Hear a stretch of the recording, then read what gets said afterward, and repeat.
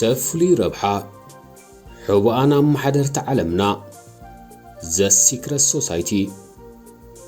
قدامي كفال كورنيلوس فاندربلت حاد خفل لمتي محدرت عالمنا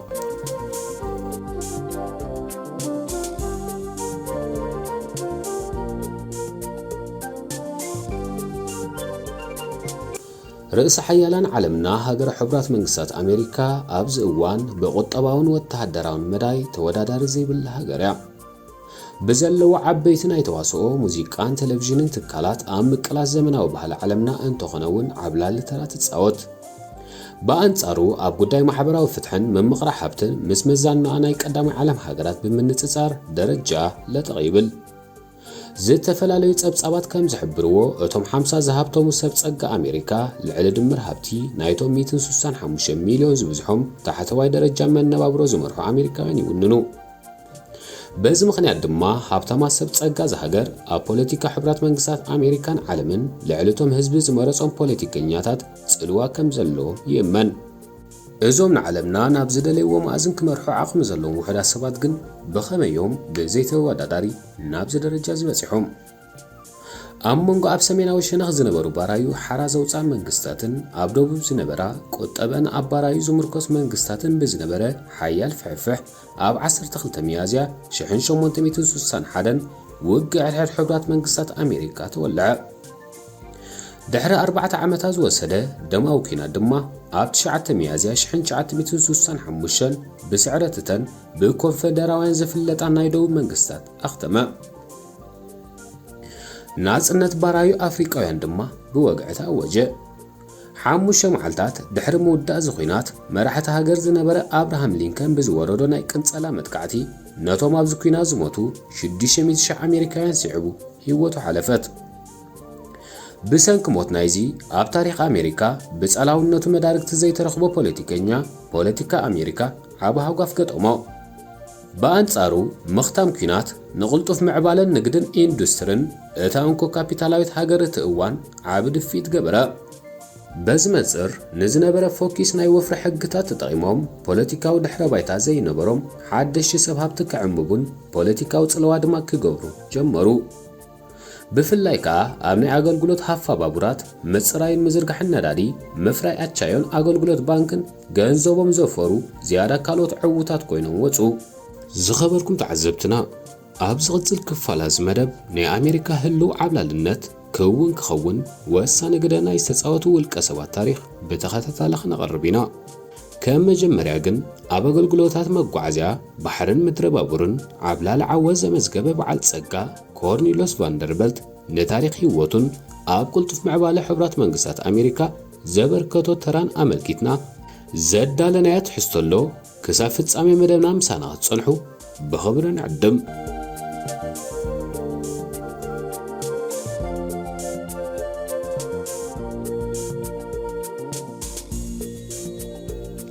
أما فارق شحن 600 ناب سمين أمريكا نايستسدو هولنداويان سفرت علي زلو كورنيلوس فاندربلت متننيا اتوت كابز نبرا سدرابيت اب جنبوت 27 شحن 794 اب ستيتن ايلاند نيويورك تولده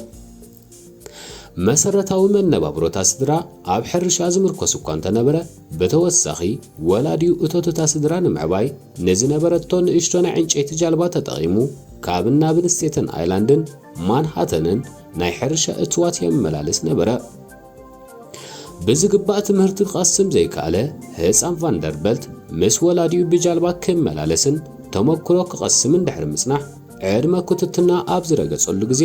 በስተፈላለየ አገባባት ገንዘብ በመጠረቃም ናይ ውልቁ ጃልባ ክውንን በقع አም ንግድ ፍሉይ ተውህቦ ዘማዕበለ ቫንደርበልት ከይጸንሐ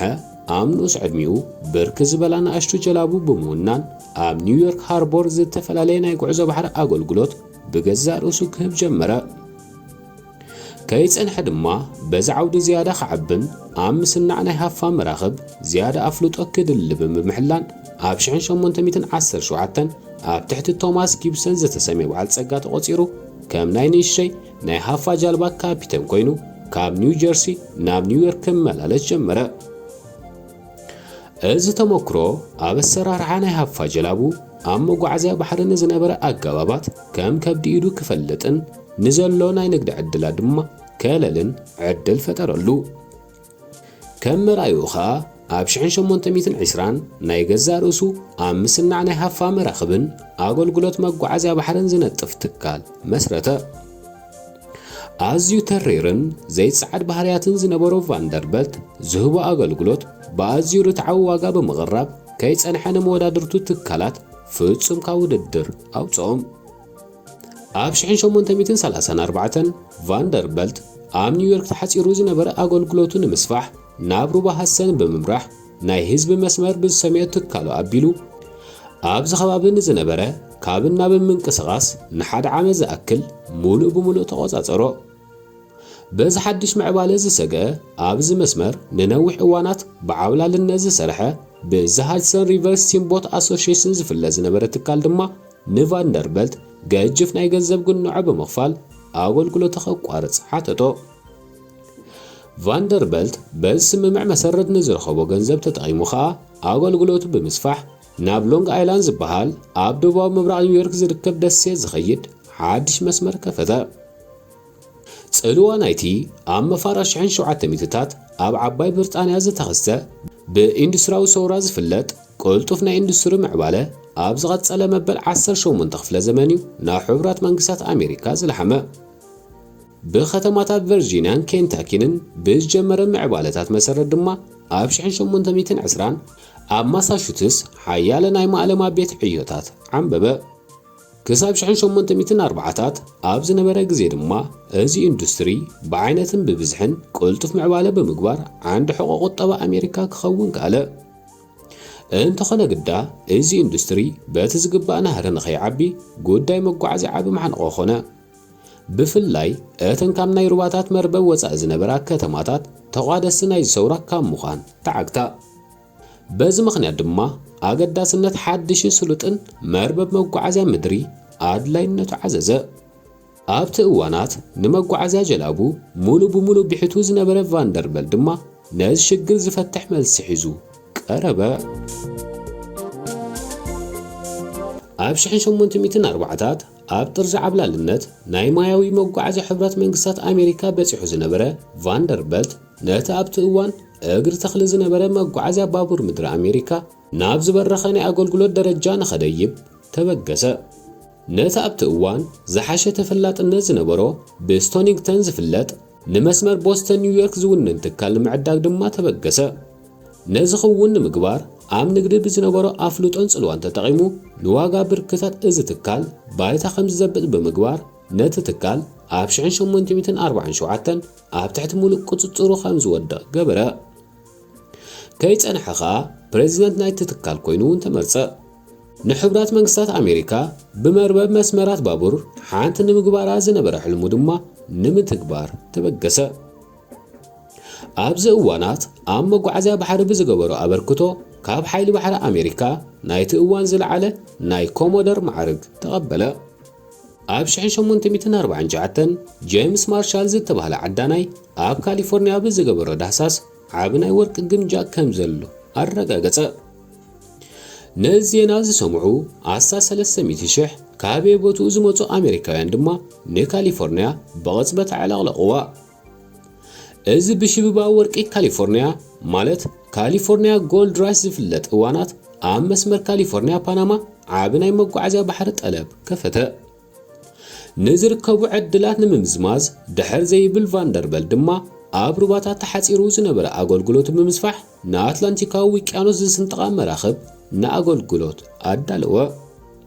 ብተወሳኺ ድማ ካብ ፓናማ ዝብገስ መስመር መገዲ ባቡር ምድሪ ብምህናፅ ነቲ ኣቐዲሙ ብኣድገ በቕሊ ዝካየድ ዝነበረ ጽዕነት ናይ ምጓዓዝ መስርሕ ብኣዝዩ ዝጸፈፈን ዝሰለጠን ናይ ሃፋ ባቡር ኣገባብ ተኮ።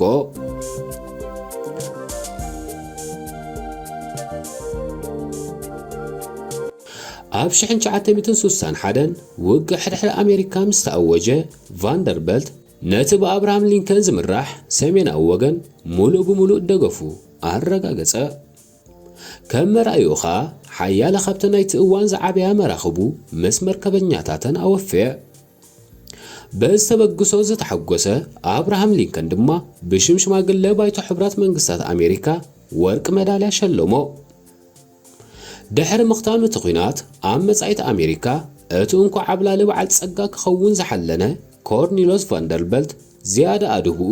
ናብቲ ኣገዳስነቱ እናዓዘዘ ዝኸደ ኣገልግሎት መጓዓዝያ ባቡር ምድሪ ክገብር ወሰነ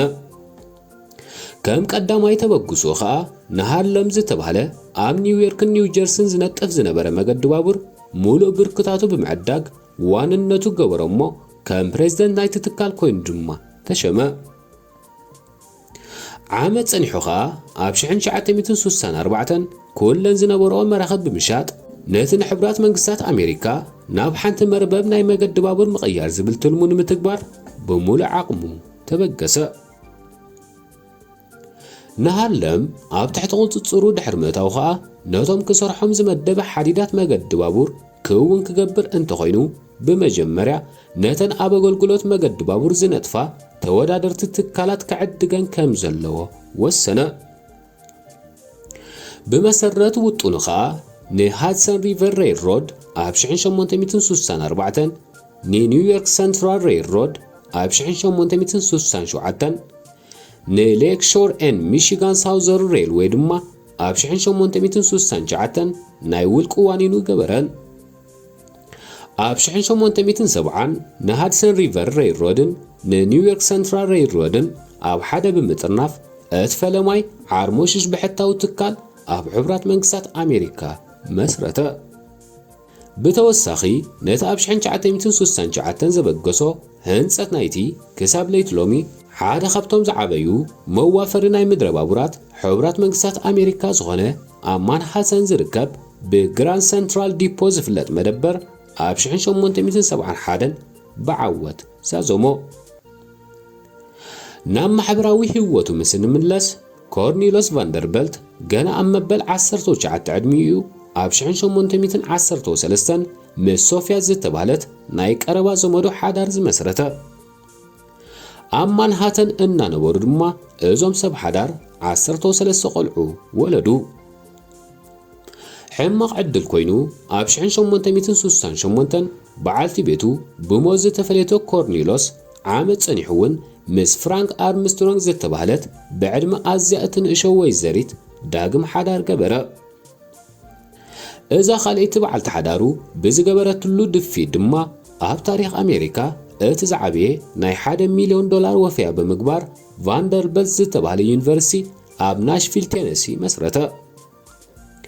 ብተወሳኺ ብስምዛ ካልእቲ በዓልቲ ቤቱ ናብ ዝተፈላለየ ቤተ ክርስቲያናት ናይ ገንዘብ ወፍያታት ብምግባር ቫንደርበልት ኣብ ዳሕረዋይ ክፋል ህይወቱ ብዝገበሮም ወፍያታት ብዝያዳ ኸልለ ኸኣለ ኮርኔሎስ ቫንደርበልት ኣብ ጥሪ 4 1877 ድሕሪ ናይ 8 ኣዋርሕ ሕማም ኣብታ ዋሽንግተን ዝርከብ መንበሪ ገዙ ኣብ መበል 82 ዓመት ዕድሚኡ ዓረፈ ካብ ታሕተዋይ ቀጸላ ሕብረተሰብ ሕብራት መንግስታት አሜሪካ ዝተበገሰ ቫንደርበልት ኣብ ግዜ ሞቱ ከባቢ $105 ሚልዮን አሜሪካ ዝግመት ሃብቲ ኣኻዕቢቱ ነበረ ድሒሩ ኣብ 2007 ብዝተገብረ ገምጋም ሃብቲ ቫንደርበልት ብመለክዕ ናይቲ እዋን ከባቢ $143 ቢልዮን አሜሪካ ተገምገመ እዚ መጠን ድማ ኣብ ታሪኽ ሕብራት መንግስታት አሜሪካ ካልኣይ ዝሃብተመ በዓል ጸጋ ይገብሮ ኣብ ንግዲ ዓለም ብዘመዝገቦ መወዳድርታ ኣልቦ ዓወት ኣብ ሕብራት መንግስታት አሜሪካ ኣብ እዋናዊት አሜሪካ ዝብል ቅጽል ዝተዋህቦ ቫንደርበልት ኣብ ደቡባዊ ክፋል መናኸርያ ባቡር ምድሪ ግራንድ ሰንትራል ንዝኑ ዝዳረግ ሓወልቲ ተተኺሉሉ ይርከብ ካብ ባዶ ተበጊስካ ኣብቲ ሰብ ክበጽሖ ዘይከኣለ ዝለዓለ ናይ ሃብቲ ደረጃ መብጻሕ ዝከኣል ምዃኑ ብግብሪ ዘመስከረ ፈላም ሰብ ዝኾነ ቫንደርበልት ንሕብራት መንግስታት አሜሪካ ርእሰ ሓያላን ብምዃን ብሃብቲ ልዕሊ ኩለን ሃገራት ጸብለል ክትብል ዓብላል ተራዝ ተጻወቱን ዝጻወቱን ዘለዉ ሰብ ጸጋ ስድራ ቤታት ድማ መበቆሎም ካብዚ ናይ ቫንደርበልት ዓወት ዝሰነቕዎ ተስፋን ተመክሮም ምዃኑ ብዙሓት ናይ ታሪኽ ሰብ ሞያ ይሰማምዑ እምበኣር ዝኸበርኩም ተኸታተልትና ኣብ ዝመጽእ ክፋላት ናይዞም ብኣብነት ኮርኔሎስ ቫንደርበልት ተደሪኾም ካብ ትሕቲ መነባብሮ ተበጊሶም ናብ ዝለዓለ ርሻን ሃብቲ ዝደየቡን ክሳብ ለይቲ ሎሚ ድማ بمجد ولدتاتهم زغطل زلو فتصم عبلالነት ዘውሓሱን ሰባት ኣብ በጋግሶምን ክሳብ ሕጂ ስድራ ቤታቶም በፂሖም ዘለው ደረጃን ኣመልኪትና በተኸታታሊ ትሕዝቶታት ከነቕርበልኩም ኢና ምሳኹም ዝጸናሕና ኣዳላው ቶማስ በርሀ ምሰቕራብ ሙሴ ግርማ ጸኒና ክሳብ ዝተፈለየ ትሕዝቶ ንራኸብካ ኣብ ዘለኹሞ ሰላም